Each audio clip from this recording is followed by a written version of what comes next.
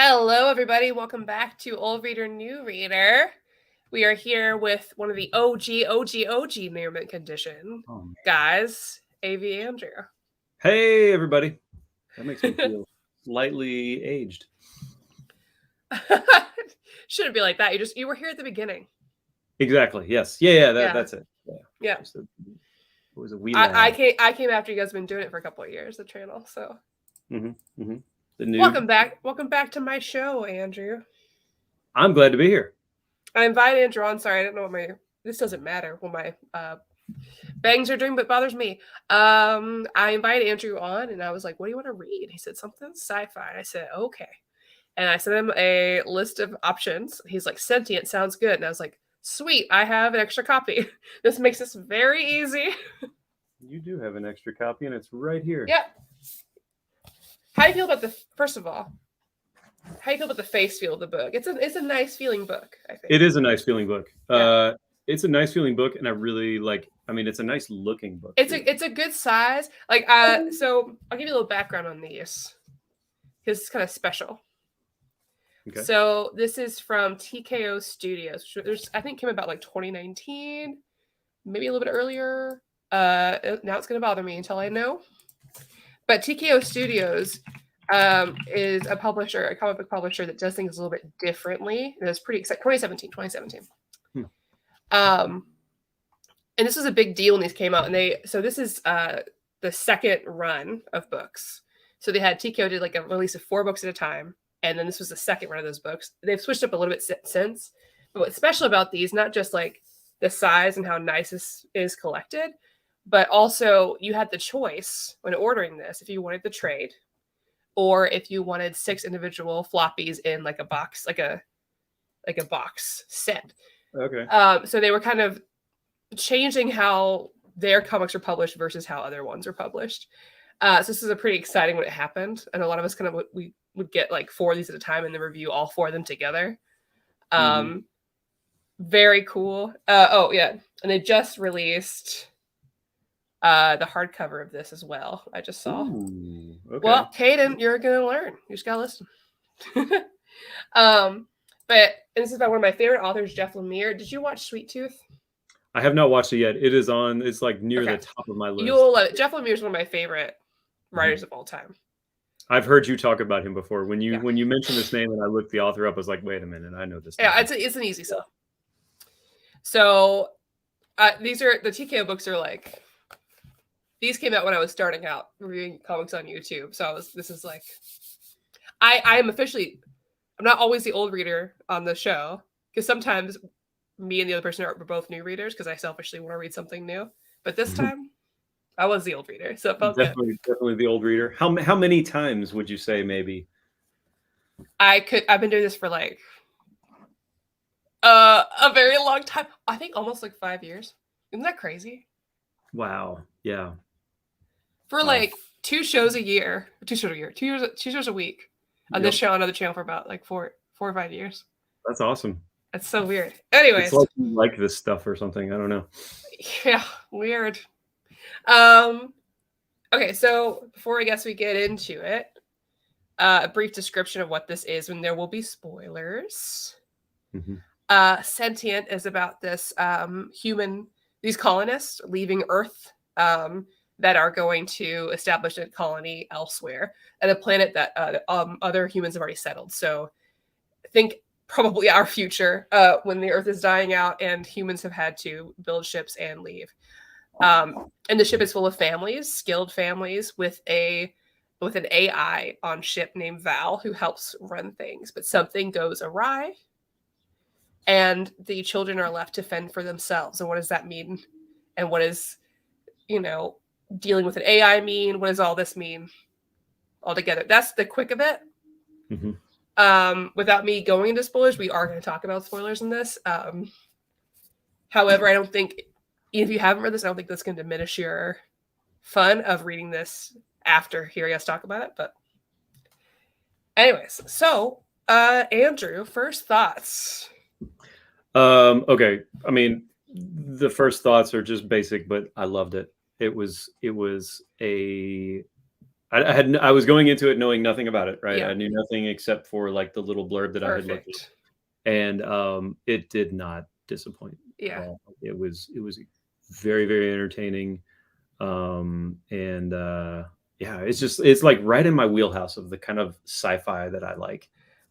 So That's why I yeah, thought it might be a good pick, because there's a lot love of it. sci-fi out there, but I was like, I think something on a ship, something that deals with like some of the bigger questions of like diplomacy in space and how does one survive and like what's right versus wrong and what does that look like human stories.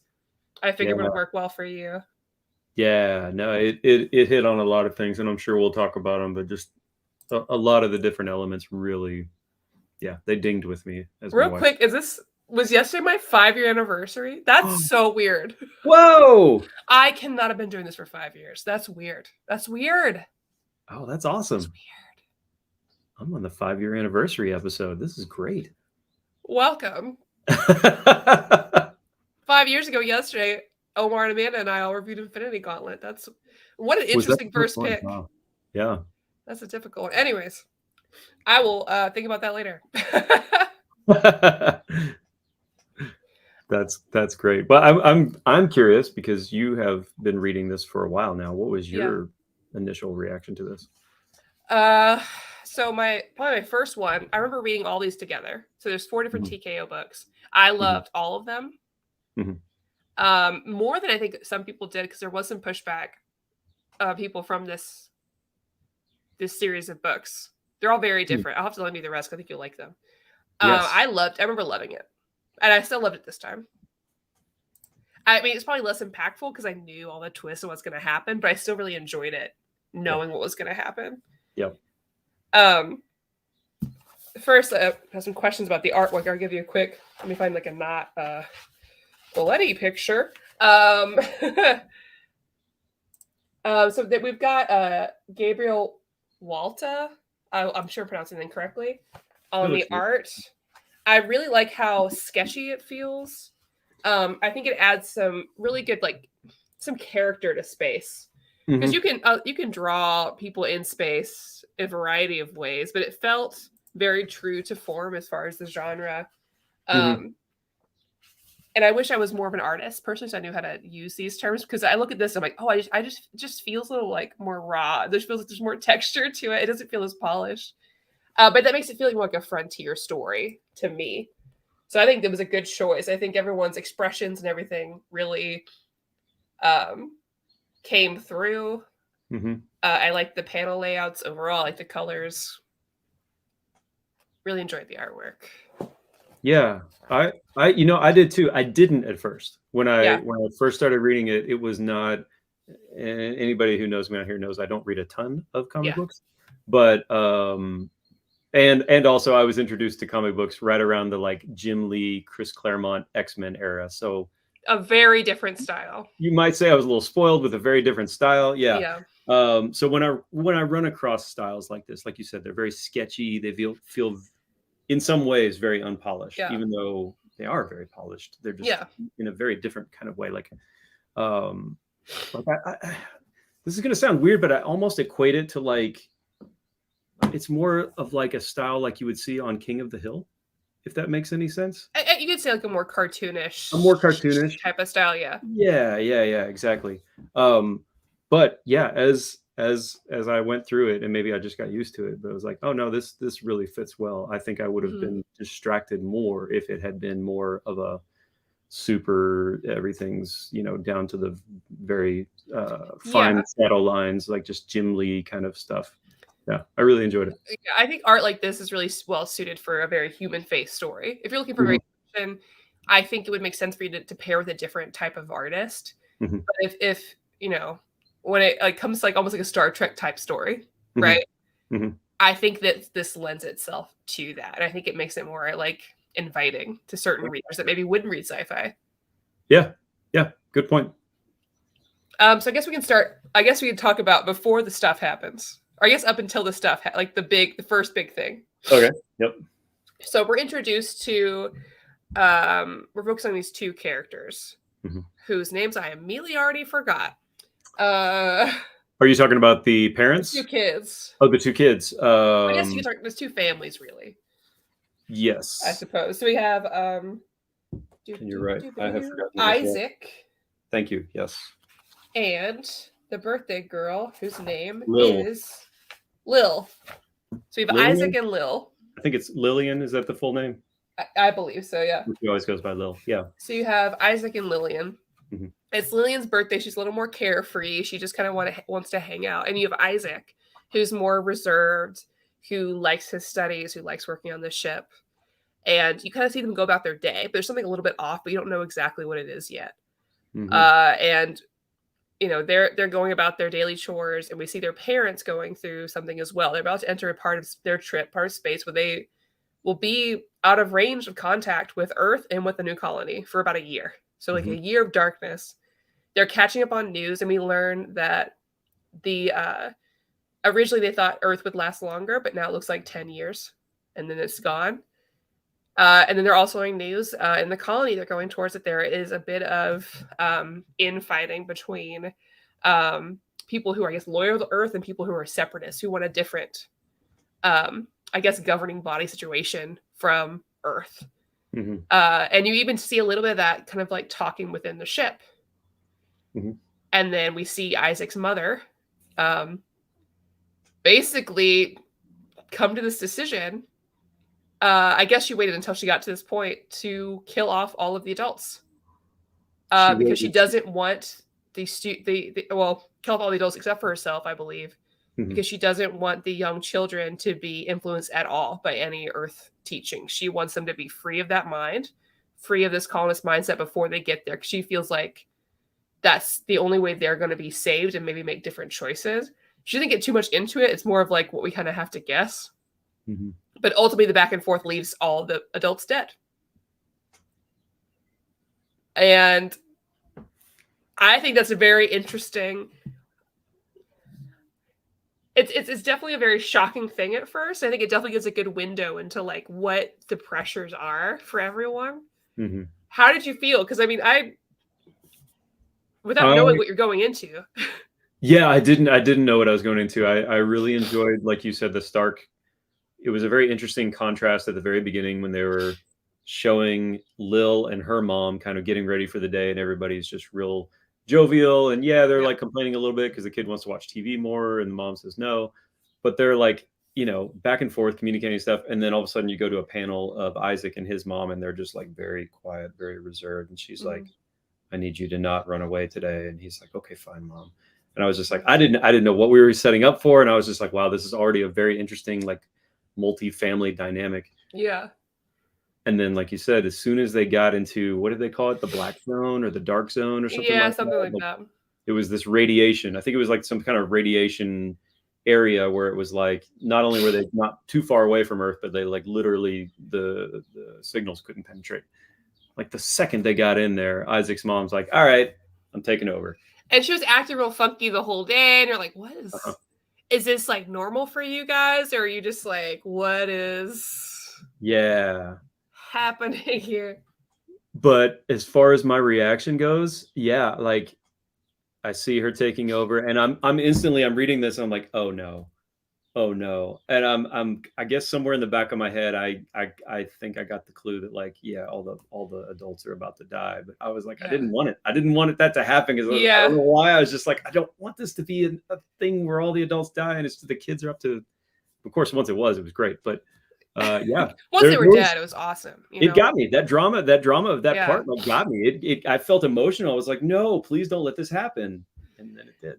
Yeah, it's devastating. There's a lot of stories that, and we can talk about it once we're done, because I feel like there's a lot of stories and movies and films that I've seen since reading this that are so similar to this situation that it's very interesting. Like, your mom, the AI robot is your mom. That's like a thing I've just seen in a lot of Netflix things since.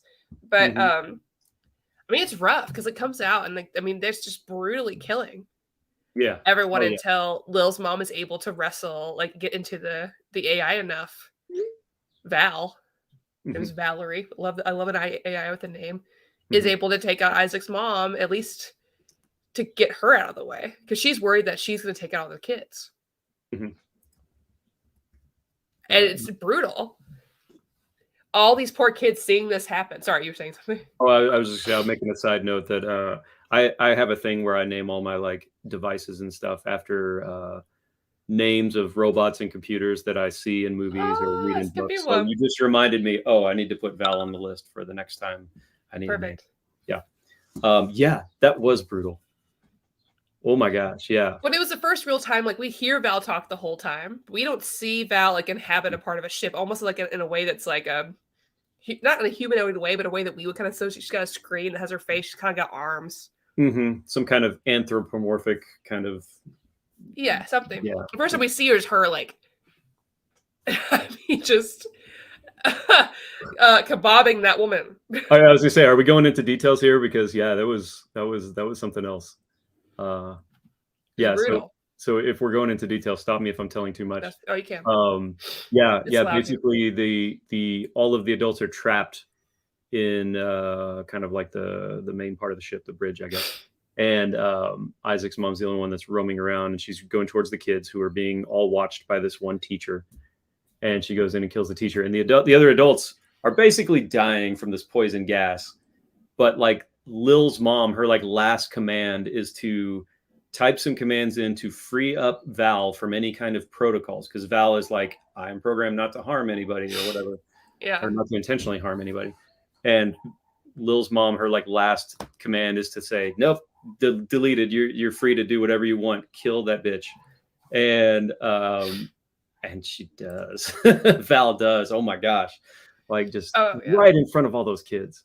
Oh, it's awful. And there's so much like everything that follows back, like right from this point until like everyone's kind of getting their zone is really rough, especially for Isaac in particular. I think that was a really interesting character to read through, because Isaac immediately is like, he's dealing with a lot of conflict emotions, because he even talks to Val. He's like, I'm really sad. Like, and I love my mom, and I know I would still rather have her back, even though she did what she did. And I don't like that she did that, but like, I miss her. And he's like, and everyone's going to hate me. They're going to think that I knew. And he's like, I didn't know. And I'm not a bad boy. And I'm like, I'm not lying. And Val's like, I know you're not lying. Yeah. Like humans have certain tells when they lie. And I know you're not lying. And you are a good boy. And they're already like, the minute that switch happens, and they even have the thing, and they're like, that's how Val became our mom. Right. And the way that she already is interacting with, these are my kids. Yeah. And she's like, I have to go take care of stuff on the ship, but I want to make sure that you're okay before I do that. I was like, oh. Yeah, that was a really like that shift, like you said, that you've got that first act where it's all about the action and the intensity of this thing that's about to happen, and then suddenly we're just shifting to what's going on with these couple of kids. I mean, all the kids are going through something, but we're just kind of focused on one or two really, and it's mostly Isaac, like you said. And that was a really touching, like several pages actually. Yeah. Oh, that and I knew it was going to happen. I was like, they're going to have to let their bodies out of space. It's going to be rough. And it was tough. I mean, it was a tough read. It was really, it means beautiful. But the way the kids, like, she lines up the kids, like, we want to see them before. Oh, man. And they let them go out into space. It's like, that was the end of, like, their innocence at that point. Because from there, it's like a quick switch. They're like, well, we got to work. Like, oh yeah, the very next panel you see them like in the cockpit and stuff, and they're training. Yeah. Oh man. Like the twins are really good at those holo games, so we're gonna have them steer the ship. You know, Isaac's really good at computers. She's working on that, and Lil still has not recovered. And she basically is like, "No, I'm not doing anything. I'm reading. I need to avoid everything." Even though like Val's like, she's one of the smartest kids on here, but she's not ready. Yep. She's not ready. I thought that was really interesting too. I was a little surprised with that. I mean, you might not always get that from a parenting situation, right? I kind of expected a little bit of like, I don't care whether you're ready or not, you're doing this kind of thing. And it wasn't that. Val was very much like, okay, I recognize that you are ready to do this, so we're going to train you for this. I recognize that even though you've got these amazing talents, you're not ready for it. I'm going to keep trying to encourage you to do it, but there's no point in forcing you into it. Yeah. But yeah, everyone else just fell into line. It was so quick. And I guess it wasn't that quick it's quick for the reader. Maybe that was quick for them, but it felt like such a like, okay, the kid's like, well. And then Val taught us. Like, we were just a group of kids. The oldest of us was like 12 or something. Yeah. And Val taught us how to fix things or do this or whatever. We're just going through space and figuring it out, trying to get to the colony. Like, yep. Which that whole, I guess, third scene or whatever, that definitely like touched on like, I mean, I would say most kids, I certainly as a kid, like always had the fantasy of like, I've got to take over and be important and do all the adulty things. Pretty sure as a kid, my fantasy didn't include, all of our parents got murdered. Yeah, it was more of a running away. Right. And you and your friends commandeer a truck and like going. Yes, exactly. Or like one of my favorite movies as a kid, and this is definitely going to date me, was Space Camp from the mid 80s. I've never heard of that. It's cheesy. It's not like a super great movie. It has Leah Thompson from Back to the Future is in it. Oh, okay. And I want to say a few other people whose names I'm forgetting. Joaquin Phoenix is in it? Yes, Joaquin Phoenix is in it. Yes, a super young Joaquin Phoenix. That's so weird. Okay. And I don't remember the exact plot, but basically it ends up, it's like a bunch of kids who literally go to space camp, I think in Alabama. I don't remember. And for whatever reason, I believe they end up on a shuttle. Like they have to be on a shuttle going out into space to save something because for some reason the adults can't. Of course. But that's the point is like the kids are thrown into an adult situation and they get to do it. And so like seeing all of this kind of like brought a little bit of that back to me. It was kind of nice. Except for I feel like this story is a lot less fun for the kids. And a lot of like stories I read were like, our parents are superheroes and they've been captured. It's up to us to save the day. Yep. But this one's like, well, our parents are dead. Our parents are dead and we're out alone in space and we'll just figure it out. Cool. Yeah, a little like I said, not quite the same. So I love this next part because I still don't quite, it's like I don't completely know what all the pieces were and what everyone's motivations were and how it exactly all fits in. But I love the start of it where they see signs of what may have been human life or like a ship, like people might be alive. Yep. And that's when Lil kind of switches because she's like, no, I'm going to go. If there's anybody alive, we should be there. Maybe we can find somebody. Maybe we can get help. That's right. And so it's like certainly all of a sudden she's ready. And then we get this great monologue from Isaac who's like, I loved her. And he's like, when she went missing, there's like the worst day of my life. And that was cool too because you see like there was a connection between them that wasn't really like established between the two of them, even though they're the same age and they've gone through things together. Like it gives you hope that maybe in the future they have like something more profound between the two of them, being the oldest kids on the ship.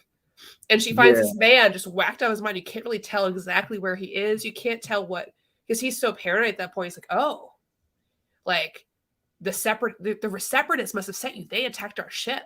And he's like, who's taking care of you? He's like, oh, our AI. He's like, you have an AI? So I don't even know how long he's been out there. That their ship wouldn't have an AI. But he's like, you have an AI? Well, I can't trust you for sure. There's no way. And he says something about Victor or whatever.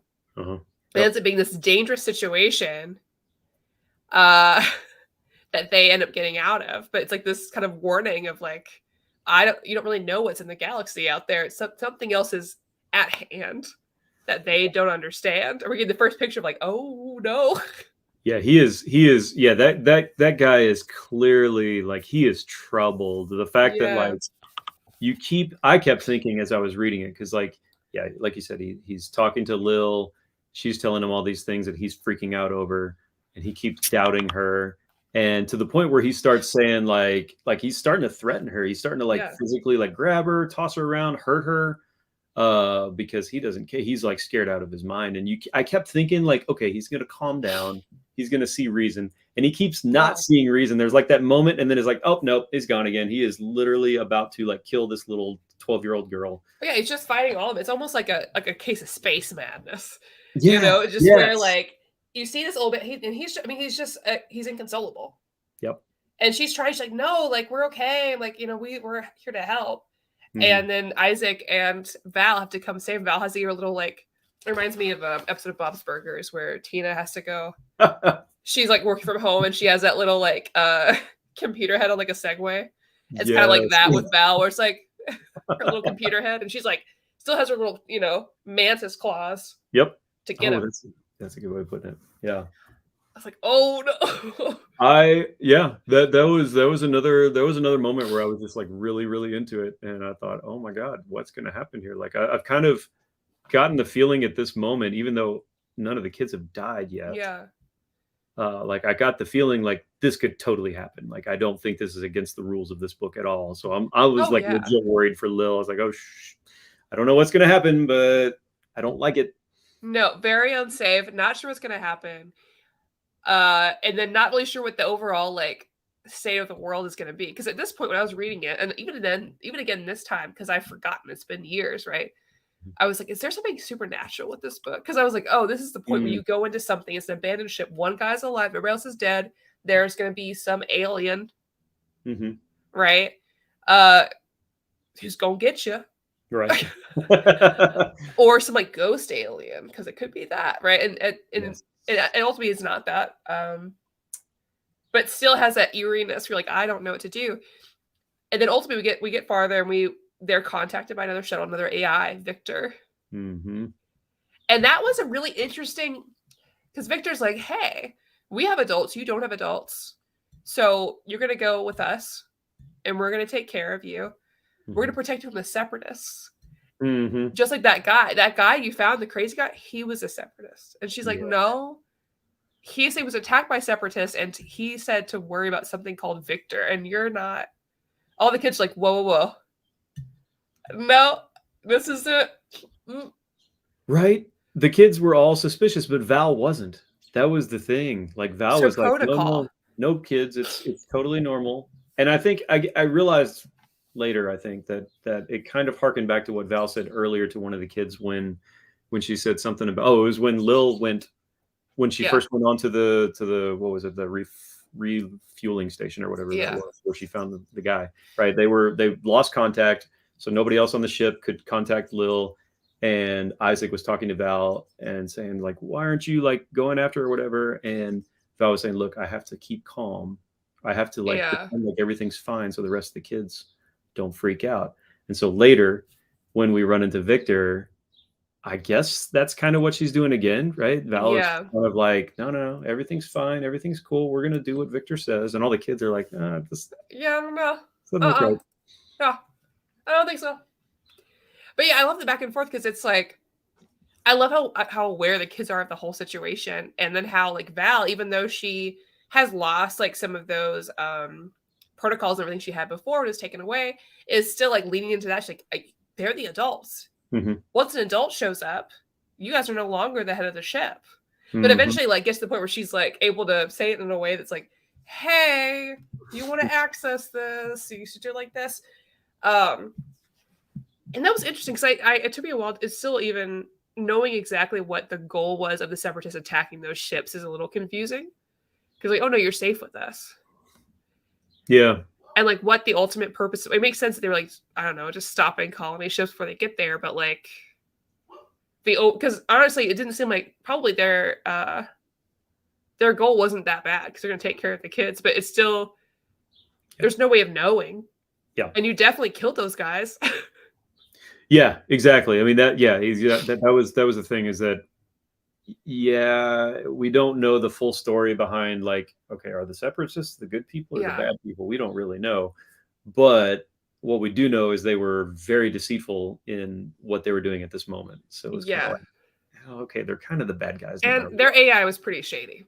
Oh, their AI was very shady. He was the most deceitful of them all. Yeah, and the coloring of his text box, I was like, no. Oh yeah, dead giveaway. I can't trust that guy. Purple? No. Or purple? Yeah, was it purple? Yeah. Can't trust him. No way. Yes. But yeah, eventually she trapped. Oh god, that point. The coolest part of that whole thing was when Isaac. Yes, let me highlight you. So you got the difference. This was basically the color associated with Val at all times, and then this was Victor. Oh yeah, the way they show this, like the ship slowly being overtaken by Victor, like they show it in like the red to blue. And I love because Isaac's like Lil's getting all the children together, trying to get them safe. Isaac is just working on the computer and trying to get through. And just when you think it's not going to be possible, I love when you hear Victor say, "Oh, well, this is my ship." He's like, "Yeah, this is your ship. Yes. Only this ship. Yes. You're trapped here. Yes. And you don't know this ship like I do. You're not going to have enough time to figure out in your brain how to get out of this. And by the time you do, it's too late. And we're going to take this other ship. So peace, you're here, stuck in space forever. Bye." That was But such a so sweet cool. move. Oh, that was such a sweet move. Yes. I loved it. I loved it. I loved it too. Yeah. So yeah, because you're kind of seeing Isaac doing his little computer hacker thing every now and then, and he's the whole time he's just like, I can't do this. There's no way I can protect. There's no way I can keep Victor out. There's no way I can keep Val from being like totally deleted. And then all of a sudden he's just like, boom, gotcha. You trapped. Yeah, sure. I'll let you take over this ship. No problem. Yeah. You didn't think about your other ship. The coolest. The coolest. Yes, it was such a badass move. And then of course they you know, they make it to the colony. Mm-hmm. And we don't see anything about their life there really, but you know, they lose Val in the process, but not completely. And they see that so you have to navigate without an AI from that point to the colony. And luckily they've been trained by that point by Val, their AKA AI mother.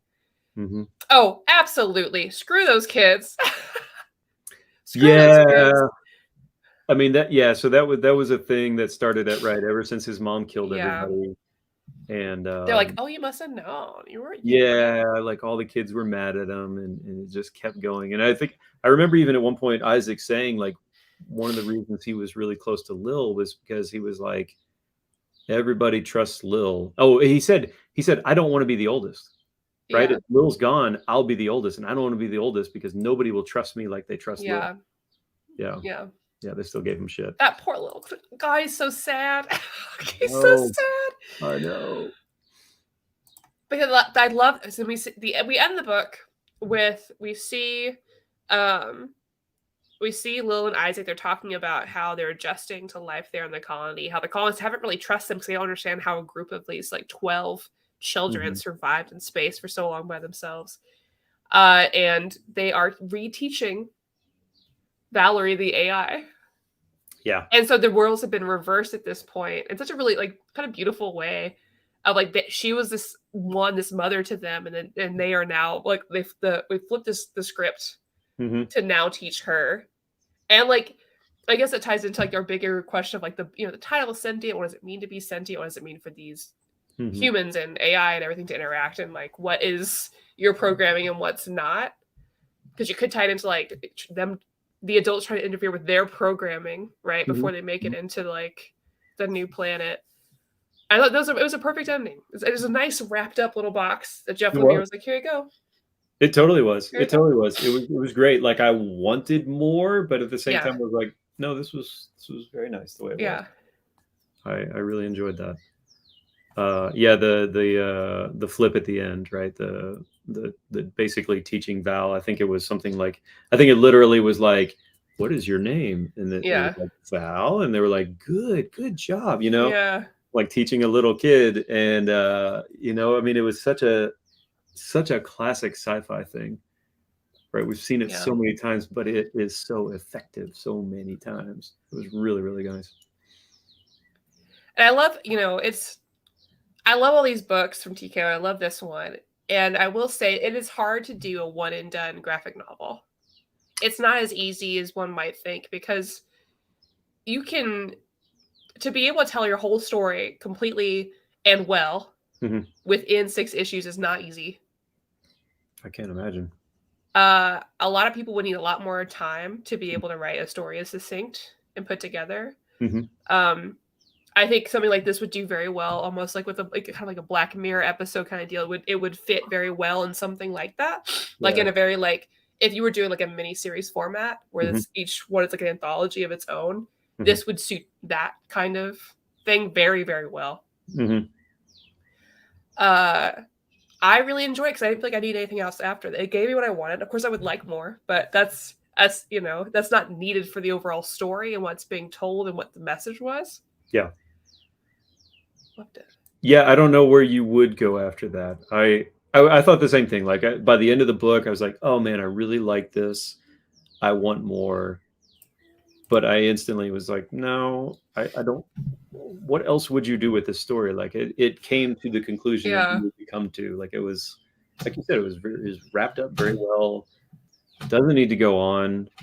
I have no idea. Like, so this is one thing I wasn't sure about. I didn't look it up because I wanted to save it for the show. Yeah. But like, are there other things? Is there anything else in this world that's put out there? This is it. Mm-hmm. That's amazing. Yeah. I was really surprised also because when it did wrap up, the way it wrapped up. Because it says, what? This is the beginning? Something like that. Yeah. Let's see. What was it? Here we go. Yeah, this was the story of our mother. This was the story of Valerie. But now it's time for our story. And that story is just beginning. Right. That I thought, okay, I guess you could be leaving that open for some sort of sequel series, but at the same time, I felt like, no, the way they wrap this up, they're done. Like, there's no way you could go beyond this. And I was impressed. I was like, wow, this is it. This is just this one thing, and that's it. That's unusual. Yeah, I mean, it looks like it'd be a really fun story to like a fun world to play in. Mm-hmm. But yeah, I think anything added would be interesting, but it wouldn't be as meaningful, I think, with everything else. Yeah, and I feel like you'd have to do it completely different. Like I feel like the whole theme here, right, about the AI becoming sentient and about the kids kind of in a way becoming sentient as adults in little kid form. Like you couldn't follow that theme at all. There's no way you could do a sequel that continues on that story. If you want to do something in the world, it needs to be completely different at this point. You just gotta go pick up an Isaac Asimov book or like a show. Yeah. Watch Foundation, everyone. We can talk about it after that. Yes. Watch Foundation. If you like this, watch Foundation. I can't wait for Foundation. Oh man, yeah, that's solid. Yeah, I really enjoyed this. Thank you so much for recommending. I really, really enjoyed it. Yeah, I was thinking about a bunch of different like sci-fi books, and I was trying to figure out one that I think would fit. I think any of those I recommended would be good. Mm-hmm. If you look up like sci-fi recommendations, Saga is always the first one that comes up. Mm-hmm. But I was like, I know that I've talked about Saga more than once, more than twice probably on this channel. So I was like, people know about Saga. Yeah. Sentient. Also, it's a quick read, but it's quick. There's a lot to talk about. Yep. You know. Yeah, you're right. It was a very quick read. Yeah, I was kind of surprised how quick I got through it. But like you said, there's a lot. Yeah. It stays in your mind afterward. Do you want to mention the other things that you recommended to me? I don't have it in front of me, but let me see what I sent. I got on my text messages. If I could have been selfish and chosen something that I've already reviewed on here, it would have been Far Sector, which is a DC comic. It's about a Green Lantern who's a woman who's absolutely based on Janelle Monáe. No question, absolutely is. Okay, I'm sold.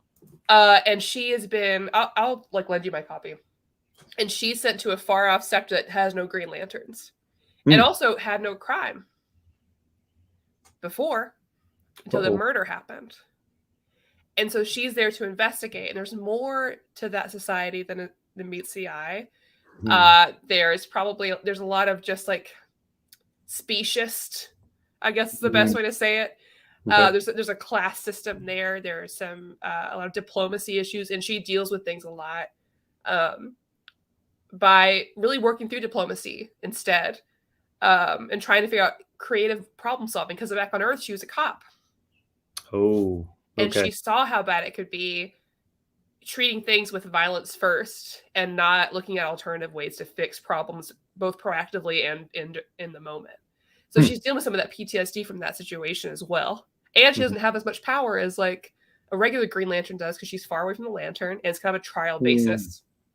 So she has to be creative anyways. Oh, and the art's beautiful. The different designs of the alien species is right up your alley. And she is so hot. Not important, but she is. Actually, everyone in that book is really hot. I mean, I'm not going to say no to that. Let's see. Far Sector. Yeah, I'm looking at it now. Oh, yeah, this looks great. Oh okay. Yeah, this is totally Janelle Monáe. Yeah, right? Absolutely. So the other things I recommended to Andrew that we didn't pick was Invisible Kingdom by G. Willow Wilson. I actually haven't read that. Hmm. Everyone talks about it. Mhm. Lazarus by Greg Rucka. Greg Rucka is really well known for a lot of like crime stuff more so, but he's like one of the big writers. And then On a Sunbeam by Tilly Walden. Tilly Walden's my favorite graphic novelist. And she wrote a sci-fi epic, like romance epic. Mhm. But it's very much like it is a one would not call it a polished art style, I guess. It Okay. feels like an indie book, but the colors are beautiful and I love her more than anything. Nice. So I do recommend that. Your wife would like it. Yeah. Oh, I'm sure. Yeah. I want to check out the other ones. I think I told you at the time, I was like, these all sound great. Which Yeah. one is the easiest to But Far get a Sector. hold of? Yeah.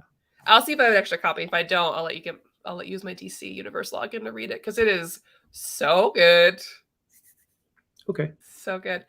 We didn't do a rating, so we have to do a rating. Okay. Out of 10, how you feel?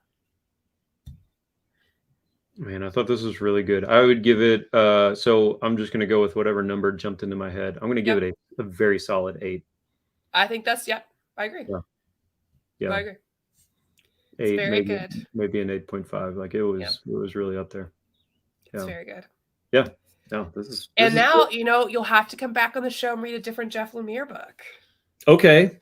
Yes, I can do that. Because like this was great. If you read this, you wouldn't think right away it's a Jeff Lemire book. I think he writes a lot of like really wonderful. He's very good at the human story and very good at like characterization. He's fantastic about if there's any story about grief, he's the guy. Nice. And some of his best stories are ones that he illustrates. Omar hates his art so much. I love it. It is not everybody's cup of tea. Wait, Jeff Lemire's own art, or are you saying? Oh, okay. Jeff Lemire. Okay. But to me, reading his books is like listening to bluegrass. Oh. Like his own books, if it's him writing and him doing the art, to me, it feels like listening to good bluegrass music. It feels like that sort of like raw, like unpolished, like true emotion, like storytelling passed out. It feels like that, even though he's Canadian. All right. Okay. Yeah. Yeah. What's another one you would recommend? Oh man, if we do, we'll have to have my co-host Kristen. Ooh, May. I did like May's book, but I think I did that recently. I'd like to revisit something I haven't read of his recently. Sweet Tooth is good. Getting Balls is good too. Maybe Sweet Tooth. It'd be kind of good to go back to Sweet Tooth. Yeah. Because then you could read it and then watch it.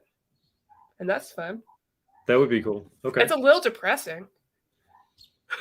But if you don't mind that. I mean, that you said he was talking about grief, so. He did write another sci-fi series, but it was a lot longer. So I thought about suggesting that. I haven't read it, but it would take a lot more reading. Descender and Ascender. Okay. Oh, I love that. I love Underworld Welder. Black Hammer's one I haven't read yet either, but it's like his take, like an alternate take on some like more popular superheroes, but those superheroes are stuck in like middle of nowhere with like not as much to do, I guess. Oh, okay. I already love that. Yeah. Yes. I've always wanted like just give me a whole freaking story about just like an off day, right? Oh, like see, Andrew, that's what I love. Yeah. Yeah. Well, maybe we should do Black Hammer. The library has those. All right. I'd be down for that. Well, might be calling upon you again. I can read twice a year now. I'm an adult. Yeah. Yeah. I just, I try to be careful because I want to push because I know my reading speed and it's not the regular Joe's, And so for me, I'm like, yeah, I think that's a quick read. People are like, that's not a quick read. Yeah. Because a friend and I read Supergirl Woman of Tomorrow, another book that I would love for you to read. It reads Supergirl, on her 21st birthday, she has to go very, very far away from the sun to be able to get drunk at all. Nice. And it reads like a 60s or 70s sci-fi film. Oh, okay. I'm putting that on my list because I love me some 60s and 70s sci-fi. You would. Let me show you. Let me download some art to show you real quick because.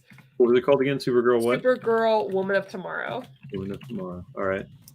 I've read it like 2 times already. I'm not tired of it. I think it's perfect in every way. The style is very retro. The colors are beautiful. I've reviewed it on this channel as well, but it's so good. It's so good. But is it a long read? It's like 12 issues. I don't think it's that long. Right. But I guess it's not like an afternoon read. Right. Okay. Check out that artwork. Oh, I like that. That's cool. Because she has to travel for a while without her powers because she's, away from the sun. She sees all sorts of alien creatures, deals with diplomatic issues. The bigger issue of does anything we do matter in the side of the universe? Or how do you treat vengeance? Oh, wow. Okay. It's so good. All right. Okay. All right. I'm in.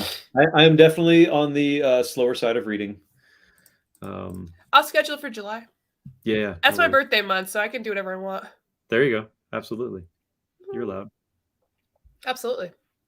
Now's the chit chat time. Chit chat. What you been up to? What you been watching? Any recommendations for the chat besides both of us talking about Foundation because it's so good? Okay, so we should definitely talk about Foundation for a minute because it's so good. I haven't really talked about it, even though I watched it. I finished it up a couple of months ago. Yeah. Way later than when it was released, but it has been a couple of months since I watched it. So it's not super fresh in my mind, but it was so good. That's the kind of that's really the kind of sci-fi I really get into. I cannot wait for more episodes of that. Yeah, go watch it. Like it's, I don't know. It was just, it had enough action to you're not going to get bored watching it or whatever. Yeah. But it's also very cerebral. Oh, absolutely. For people in the chat, this story is about this civilization space. It centers around this dynasty of emperors, but it's even though that's at the heart of it, there's a lot of people stories about planets surrounding it.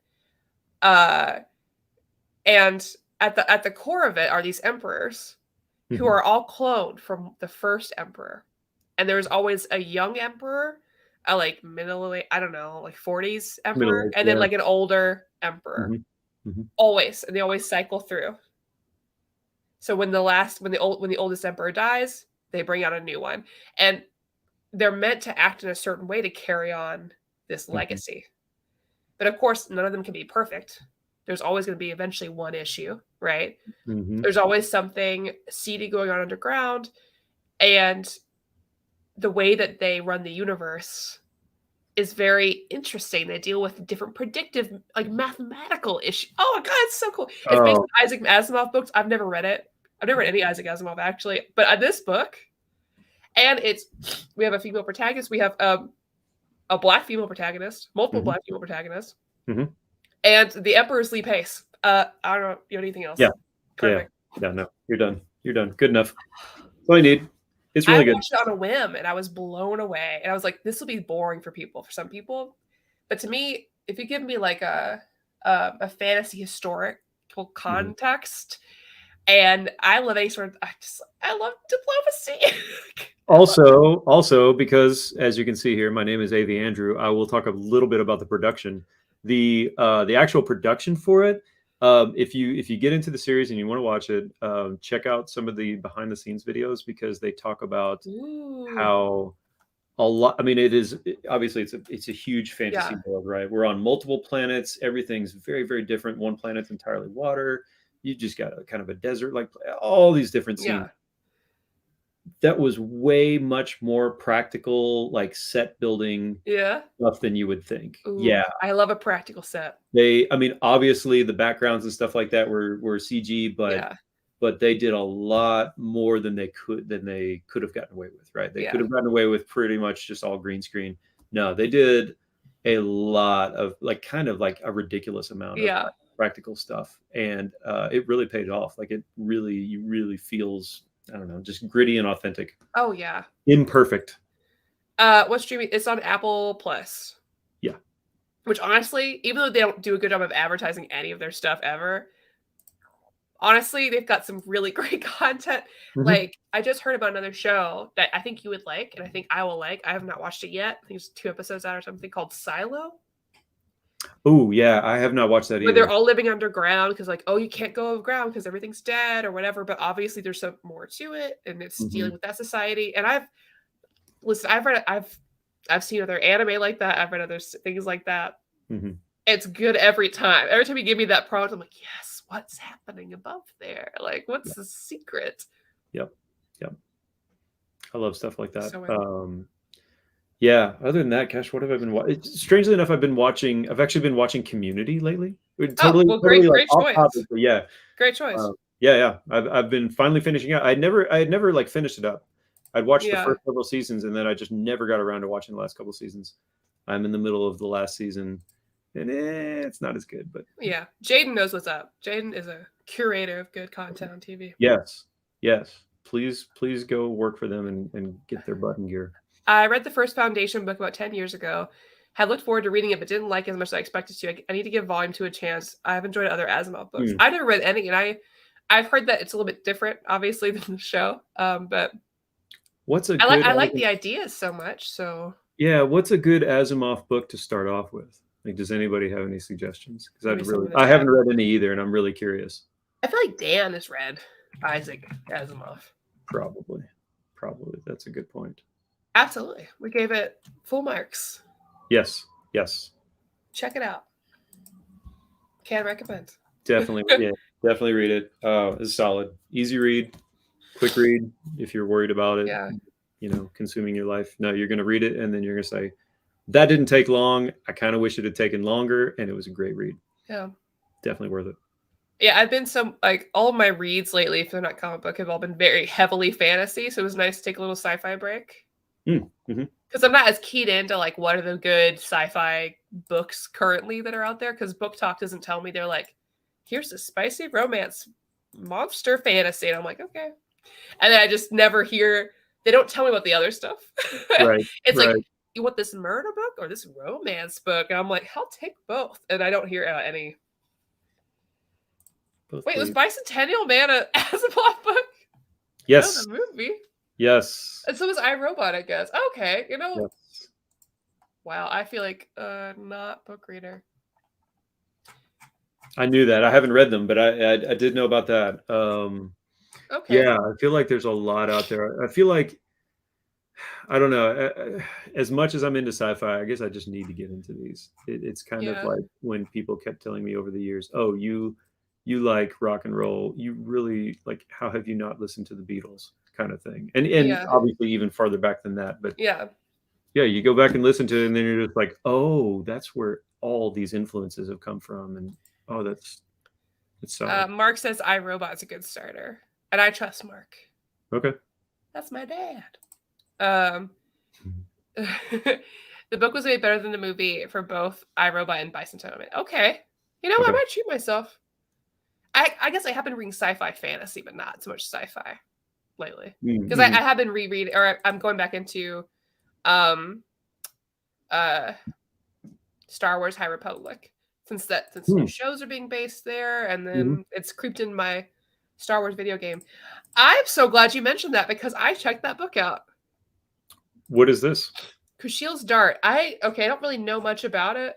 All I know is that Book Talk, not Book Talk, but the Book Talk that like is for me was like, hey, there have been queer books before the last 5 years that are fantasy and really good. And then they mentioned Kushiel's Dart. Man, that is a chonky book. And I have it checked out from the library. I'm getting through some other stuff first before I read that. But they spoke so highly of it. I never heard of it. But I'm really excited to dig in. So I'll have to report back after I read that. I mean, that's the kind of thing that like your wife would know about for some reason. I was just about to say, yeah, I need to ask her if she knows about it, and if not, she probably should. Yeah. Yeah. Oh man, I drink a beer and now I'm congested. I'm like trying not to sneeze. It's okay. You can sneeze here. It's after 9 o'clock. No. It's okay to sneeze after 9. I just wish I could be like other people and drink a beer and not be allergic, I guess. Wait, okay. I don't. As long as I've known you, I don't think I realized this. Does drinking beer make you sneeze? Yeah. Is that a thing?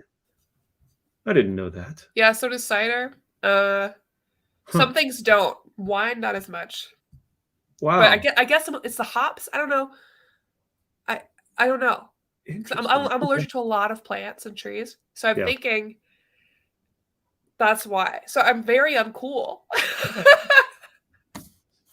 I want to be cool and throw back a brewski. Come on, bro. Come on. Why do you gotta be sneezing? I get the sniffles. York. That's why I have to drink like white girl basic seltzers. I was gonna say you could drink the beer that Omar drinks. There's no hops in that. I don't know. I don't trust any of them anymore. It just makes me sad. Except for maybe like watered down Tsingtao from China. I can drink that. I think what we're saying here is that the new cool thing to do is to drink and then sneeze. You're setting the trend. Listen, we just gotta wait for my nose guy to get here. He loves me. Brewski makes me laugh. Drinking bourbon makes my wife get an allergic reaction in her eyes. Mild but definite, saying, huh. Oh, wow. I didn't know that either. I wish the allergist would test you. You know, they test you for everything else. Yeah, they don't. Yeah. I'm allergic to apples. Wow. And corn. Yeah, I got a little bit of corn. Why can't they test, like, this alcohol's a no-go? I want an alcohol-only test. Because you walk away from the test drunk, maybe. Oh, yeah, I guess that's the case. I don't think so. They just poke you. Yeah, they just poke you. Well, anyways, I guess we can end the show. I hope you feel better. I'll be fine. It's okay. For people just tuning in, you can just say that you're just emotionally caught up in this. That's so emotional.